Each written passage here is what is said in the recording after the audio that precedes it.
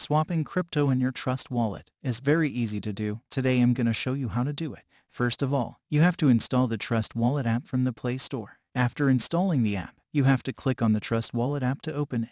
Then click on the Get Started button. You have to click on I do not have a wallet. If you already have a wallet, you can click on I have already a wallet, but I do not have any wallet. So, I will click on the I do not have a wallet button. Trust Wallet supports over 160,000 cryptocurrencies and tokens, including Bitcoin, Ethereum, Dogecoin, and Binance Coin. Trust Wallet is a user-friendly app that is easy to set up and use. You can swap tokens directly within the Trust Wallet app without having to go through a third-party exchange. After that, you have to click on the Swap button, which is at the bottom. Afterward, you have to click on the Uni button and search for USDT in the search bar. Then, select Tether USD.